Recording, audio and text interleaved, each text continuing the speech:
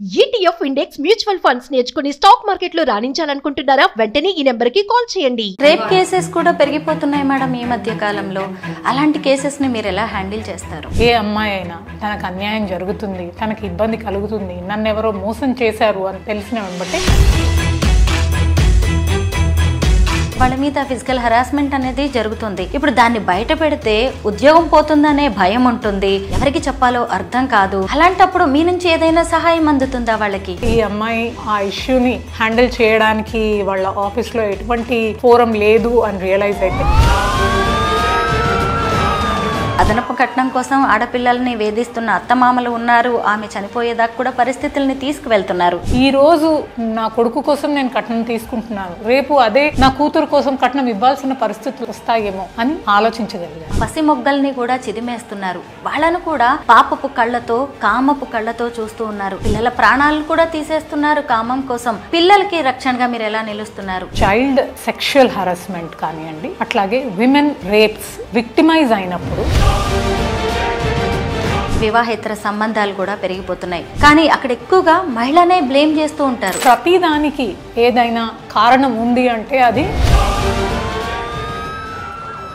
అందరికీ నమస్కారం, నేను స్వరూపపొట్లపల్లి. Welcome to Suman TV. చిన్నపిల్లలు, మహిళలు జాగ్రత్తగా భద్రంగా ఉన్నప్పుడే మన సమాజం బాగుంటుంది. పోలీస్ వ్యవస్థ, ప్రభుత్వాలు ఎన్ని జాగ్రత్తలు తీసుకుంటున్నా గానీ వారి మీద అఘాయిత్యాలు ఆగట్లేదు. ప్రస్తుతం నాతో పాటు Hyderabad women safety wing DCP Lavanya Nayak గారు ఉన్నారు. ఆవిడతో మాట్లాడి ఈ రోజు మహిళలు, పిల్లల భద్రతకి సంబంధించిన అనేక విషయాలు తెలుసుకుందాం. మేడం నమస్తే. నమస్తే. మీరు విమెన్ సేఫ్టీ వింగ్ డీసీపీగా ఉన్నారు కదా, మీ వింగ్ కింద మహిళలకి, పిల్లల కోసం రక్షణ కల్పించడానికి ఎలాంటి చర్యలు చేపడుతున్నారు? మీకు తెలియాల్సిన ముఖ్యమైన విషయం ఏంటంటే, హైదరాబాద్ సిటీలో విమెన్ సేఫ్టీ వింగ్ ఎక్స్క్లూజివ్ గా ఫార్మేషన్ 2023లో జరిగింది. అప్పటి నుంచి కూడా దానికి ముందున్నటువంటి షీ టీమ్స్, అట్లాగే భరోసా సెంటర్, 7 ఎక్స్క్లూజివ్ ఉమెన్ పోలీస్ స్టేషన్లు, AHTU అంటే యాంటీ హ్యూమన్ ట్రాఫికింగ్ యూనిట్ కానివ్వండి, అట్లాగే జువెనైల్ బ్యూరో యూనిట్ కానివ్వండి, ఇవన్నీ కూడా మా విమెన్ సేఫ్టీ వింగ్ పరిధిలోకి వస్తాయి. వీటి యొక్క కార్యకలాపాలన్నీ కూడా మేము విమెన్ సేఫ్టీ వింగ్ హైదరాబాద్ సిటీలో చూస్తుంటాం. మేడం, భరోసా ద్వారా చేసే కార్యక్రమాలు ఏంటి? భరోసా మీరు వింటున్నట్టే అది చిన్న పిల్లలకి, అట్లాగే యంగ్ అమ్మాయిలకి, అట్లాగే చిన్న గర్ల్స్ కానీ బాయ్స్ కానీ చిన్నపిల్లలు వాళ్ళకి ఒక భరోసానిచ్చే సెంటర్. అక్కడ మెయిన్ గా సెక్షువల్లీ ఎక్స్ప్లాయిటెడ్ చిల్డ్రన్ లేదా ఇన్అప్రోప్రియేట్ గా వాళ్ళని ఇబ్బంది పెట్టినటువంటి వాళ్ళ నుండి రక్షించడానికి ఈ సెంటర్ అనేది ఫామ్ చేయడం జరిగింది. సహజంగా పోలీస్ స్టేషన్ మెట్లెక్కడం అంటేనే చాలా మంది అవమానంగా, పరుగు పోయిందన్నట్టుగా ఫీల్ అవుతూ ఉంటారు. ఎంత కష్టం ఇచ్చినా సరే అక్కడే దాన్ని సార్ట్అవుట్ చేసుకుందాము అనుకుంటారు. అయితే ఈ విమెన్ సేఫ్టీ వింగ్ మహిళలకు ఇస్తున్న భరోసా ఏంటి?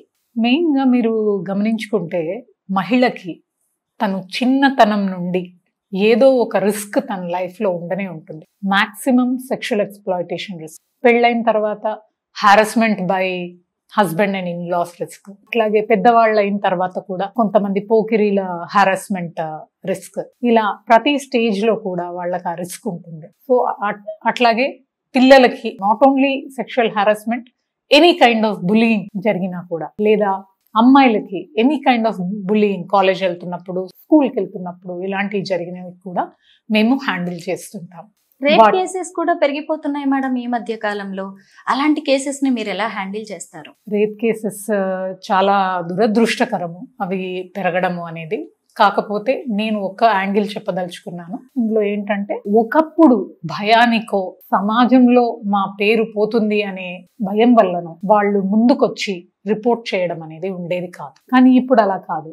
ఏ అమ్మాయి అయినా తనకు అన్యాయం జరుగుతుంది, తనకి ఇబ్బంది కలుగుతుంది, నన్ను ఎవరో మోసం చేశారు అని తెలిసిన వెంబటే దాన్ని రిపోర్ట్ చేస్తున్నారు. అందుకే రేప్ కేసెస్ అనేవి పెరగడం జరుగుతుంది. ఆకాశంలో సగం, అవకాశాల్లో సగం అనుకుంటూ మన మహిళా లోకం దూసుకుపోతుంది. అయినా కానీ ఆడపిల్లకి పెళ్లి చేయాలంటే ఈ రోజులో కట్నం ఇవ్వక తప్పని పరిస్థితి. పైగా ఇచ్చిన కట్నం సరిపోవట్లేదు అని అదనపు కట్నం కోసం ఆడపిల్లల్ని వేధిస్తున్న అత్తమామలు ఉన్నారు. ఆమె చనిపోయేదాకా కూడా పరిస్థితుల్ని తీసుకువెళ్తున్నారు.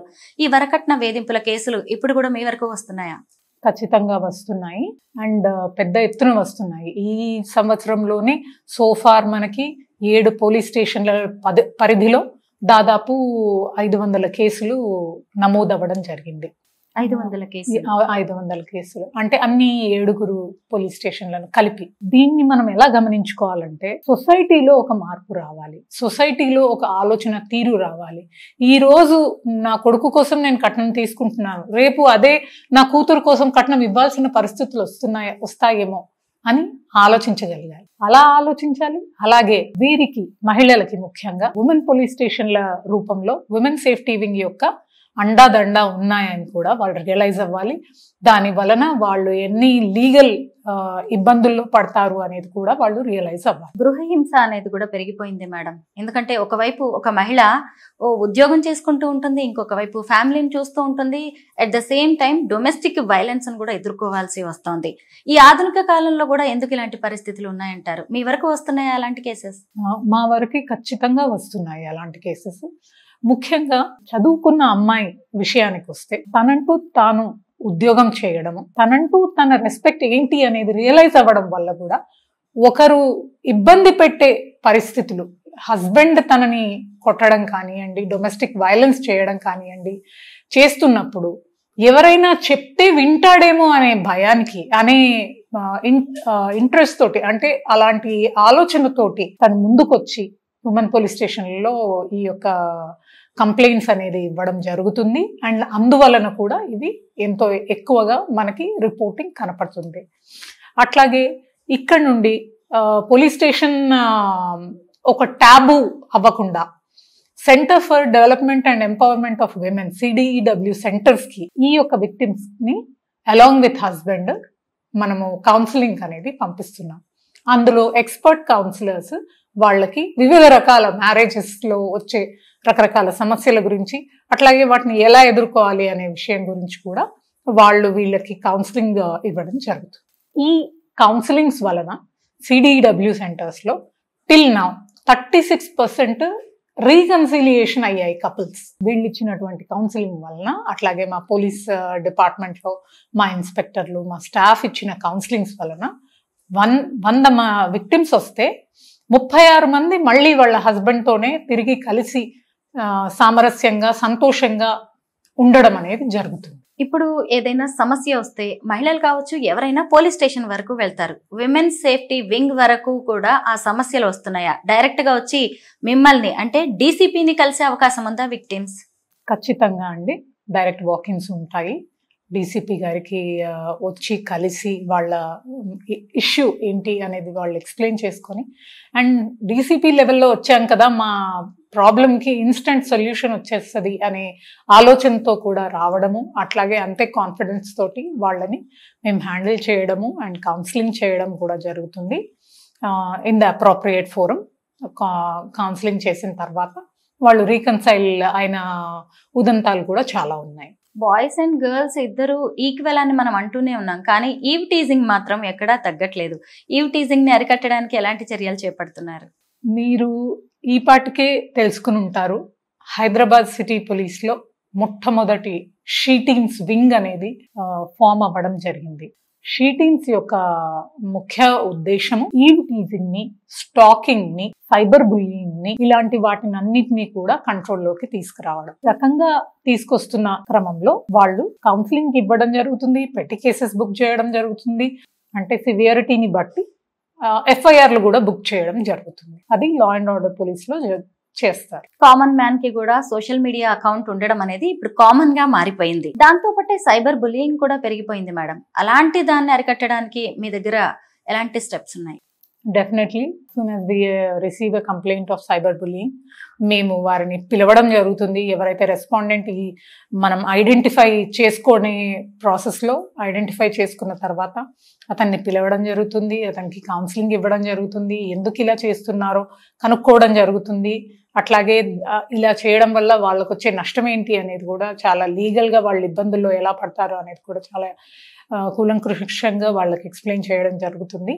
అండ్ దీనిని మించి మితిమీరి చేసే క్రమంలో మా వద్దనైనా పెట్టి కేసెస్ అయినా రిజిస్టర్ చేయడం జరుగుతుంది, లేదా లా అండ్ ఆర్డర్ పోలీస్ అట్లాగే సైబర్ క్రైమ్ పోలీస్ లో ఈ ఐటీ యాక్ట్ కి సంబంధించిన కేసులు అక్యూజ్డ్ కి అగేన్స్ట్ గా బుక్ చేయించడం జరుగుతుంది. ఇంకొక ముఖ్యమైన విషయం ఏంటంటే షీ టీమ్స్ లో ప్రతి 3 నెలలకు ఒకసారి ఎక్స్పర్ట్ సైకాలజీ కౌన్సిలర్స్ తోటి కౌన్సిలింగ్ సెషన్ ఆర్గనైజ్ చేసి దాదాపు ఒక హాఫ్ అ డే వాళ్ళందరూ ఇక్కడే ఉండి సైకాలజీ కౌన్సిలర్ చెప్పే విషయాలన్నీ విని అట్ ద సేమ్ టైం ఒక వర్క్ షాప్ లాగా కొన్ని ఎక్సర్సైజెస్ వాళ్ళతోటే చేయిస్తారు.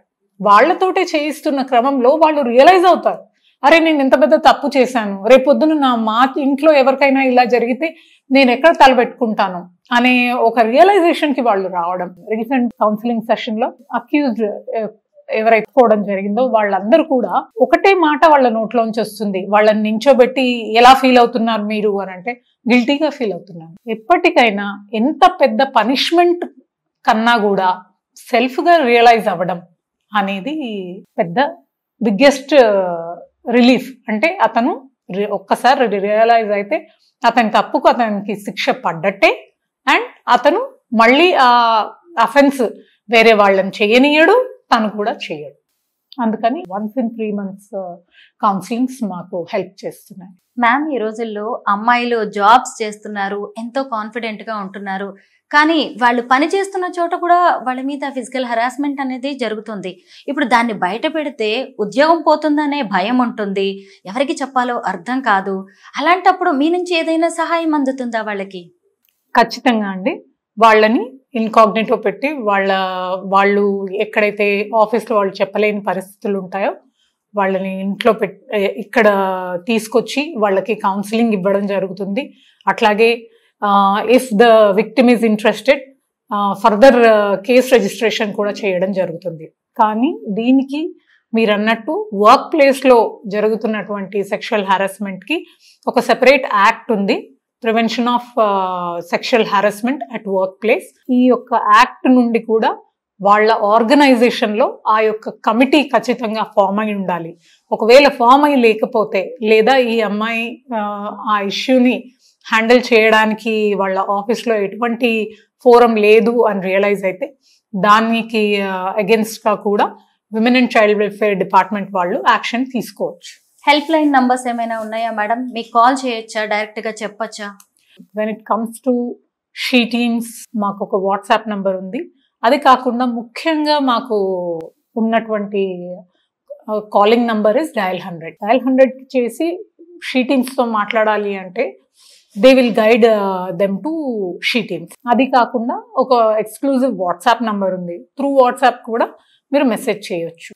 9490616555. డయల్ 100 ఒకటి ఉంది. చైల్డ్ హెల్ప్ లైన్ మీకు అందరికీ తెలిసే ఉంటుంది, 1098. అది కూడా చిల్డ్రన్ కి వాళ్ళు ఏదైనా ఇబ్బంది పడుతున్నా కానీ ఏదైనా సఫర్ అవుతున్నా కానీ వాళ్ళు చెప్పగలిగే చైల్డ్ లైన్ నంబర్ అది. మనం ఈ మధ్య కాలంలో చూస్తూ ఉన్నాం మేడం, వివాహేతర సంబంధాలు కూడా పెరిగిపోతున్నాయి. అయితే 2 వైపులా తప్పు ఉంటుంది కదా, కానీ అక్కడ ఎక్కువగా మహిళనే బ్లేమ్ చేస్తూ ఉంటారు. ఈ మధ్య కాలంలో జరిగిన పెద్దపల్లి ఇన్సిడెంట్ గురించి కూడా మనం మాట్లాడుకోవాలి. ఒక ఆమె వేరే వ్యక్తితో దొరికిపోయింది అనే ఉద్దేశంతో గ్రామస్తులందరూ కట్టేసి మరీ కొట్టారు. అక్కడ ఒక మహిళ భద్రత సంగతి ఏంటి, ఒక మహిళ ప్రైవసీ సంగతి ఏమంటారు? To be honest, illicit relationships అనేవి రకరకాల కారణాల వల్ల అవుతుండొచ్చు, కానీ సమాజానికి మన Indian society from the beginning it has been a patriarchal society, అంటే పితృస్వామ్య సమాజం. ఇందులో ప్రతిదానికి ఏదైనా కారణం ఉంది అంటే అది నెగటివ్, దానికి కారణం ఉంది అంటే అది ఆ మహిళే. ఆ మహిళని పనిష్ చేస్తే అన్ని సాల్వ్ అవుతాయి అనే ఒక ఉద్దేశం నాటుకుపోయి ఉందని. అలాంటి మైండ్ సెట్ ని మనం ఖచ్చితంగా సొసైటీలో చేంజ్ చేసే అవసరం ఉంది.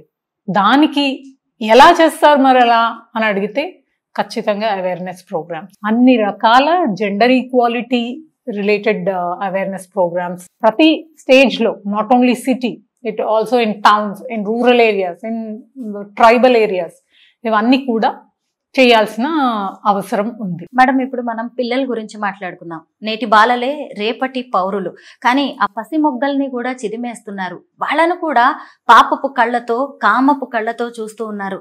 పిల్లల ప్రాణాలను కూడా తీసేస్తున్నారు కామం కోసం. అయితే పిల్లలకి రక్షణగా మీరు ఎలా నిలుస్తున్నారు? విమెన్ సేఫ్టీ నుంచి వాళ్ళకి ఏదైనా సహాయం అందుతుందా? ఖచ్చితంగా అండి. నేను మొదట్లో చెప్పినటువంటి భరోసా సెంటర్ గురించి మీకు వివరంగా చెప్పాలి.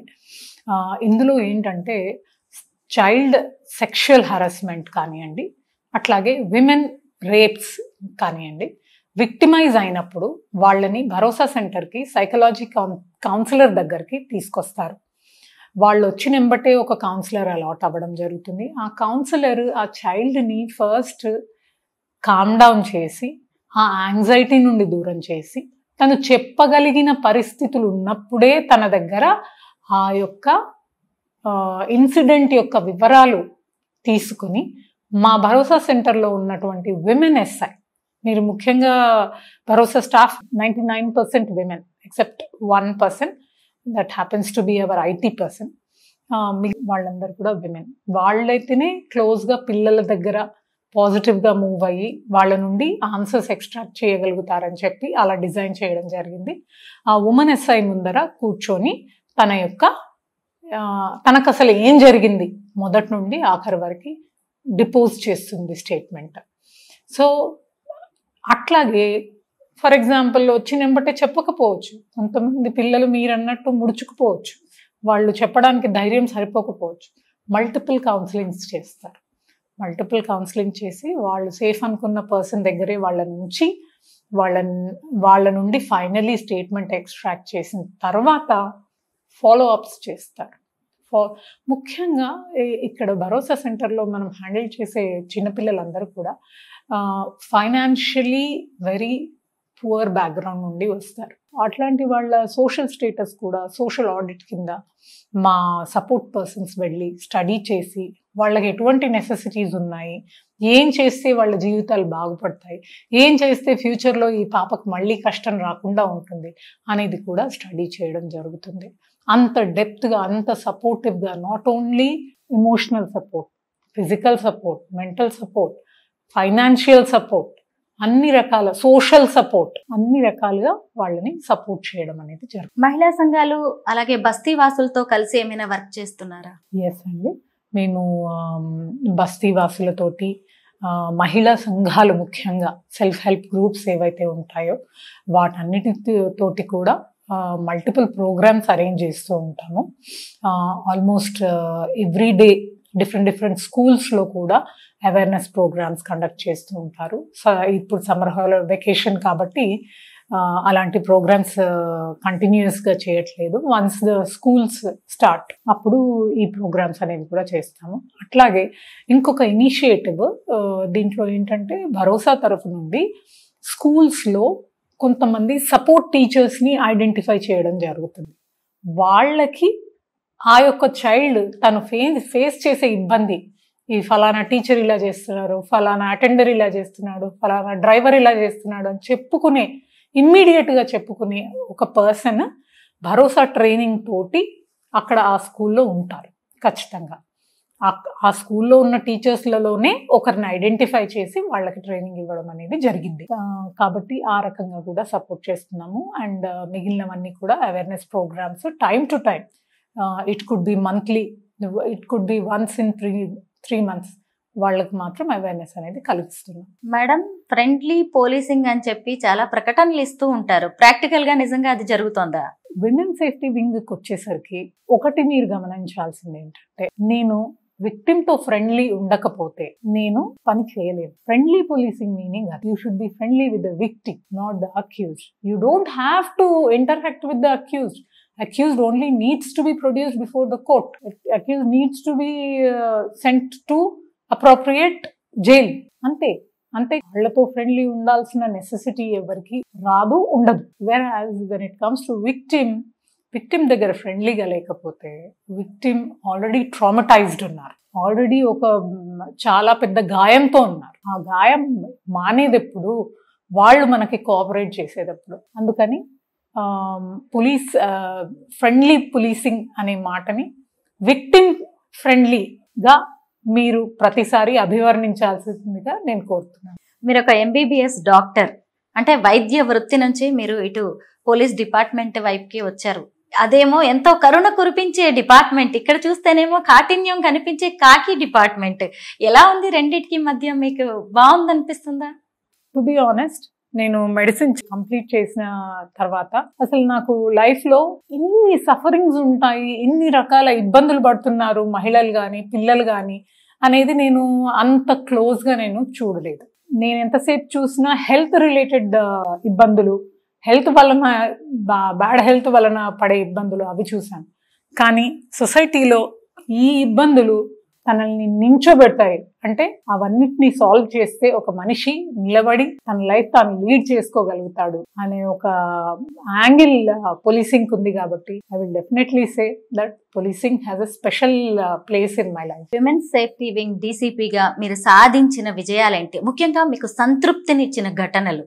నేను మొదట్లో వచ్చినప్పుడు హస్బెండ్ అండ్ వైఫ్ విషయాలు నేను హ్యాండిల్ చేయలేనేమో, ఎందుకంటే వాళ్ళు ఎలాగో వినరు. అబ్బాయి మాట అమ్మాయి నడుపుతూనే ఉంటుంది, అబ్బాయి మాట అబ్బాయి నడుపుతూనే ఉంటారు. వాళ్ళిద్దరూ టగ్ ఆఫ్ వార్ లాగా నడుస్తుంది. సో నేను హ్యాండిల్ చేయగలుగుతానో లేదో అనే మీమాంసతో వచ్చాను. కానీ when I saw how counselling is done, how they are made to understand each other, how they need stick to each other, అది చూసిన తర్వాత నాకు చాలా సంతోషం అనిపించింది, చాలా ప్రౌడ్గా కూడా అనిపించింది. అండ్ ఇన్ని ఉమెన్ పోలీస్ స్టేషన్స్ మా సిపి గారు బాగా వాటికి స్ట్రెంగ్త్ శాంక్షన్ చేయడం కానివ్వండి, అట్లాగే వాటి యొక్క ఫండ్స్ వాళ్ళకి ఇవ్వడం కానివ్వండి, సో దట్ పోలీసింగ్ బాగా జరగాలి అనేది ఆ ఉద్దేశంతో సార్ ఇది అంతే స్పెషల్ కేర్తో తీసుకోవడం, అది కూడా నాకు చాలా నచ్చిన విషయము. అండ్ ఐ ఫీల్ కంటెంట్, అరే ఇదంతా ఉంది, మనం ఏదో చేసి చూపించాలి సార్కి అనే ఒక తపన ఉందన్నమాట. ఒకసారి డీసీపీ లావణ్య మేడం దగ్గరికి ఓ జంట వస్తే ఇక డివోర్స్ తీసుకోవాల్సిన అవసరం లేదు, కోర్టులు మెట్లు ఎక్కాల్సిన అవసరమే లేదు, కౌన్సిలింగ్ తో సరిపోతుందేమో. Thank you. I will try my level best to make sure they reconcile. Very nice ma'am. Next ఏం చేయబోతున్నారు?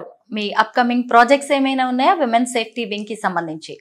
మాకు వచ్చే రీసెంట్ గా anti human trafficking unit as per G O sanction, government sanction తోటి ఫామ్ అయ్యింది. అట్లాగే జువెనైల్ బ్యూరో యూనిట్ కూడా form అయ్యింది.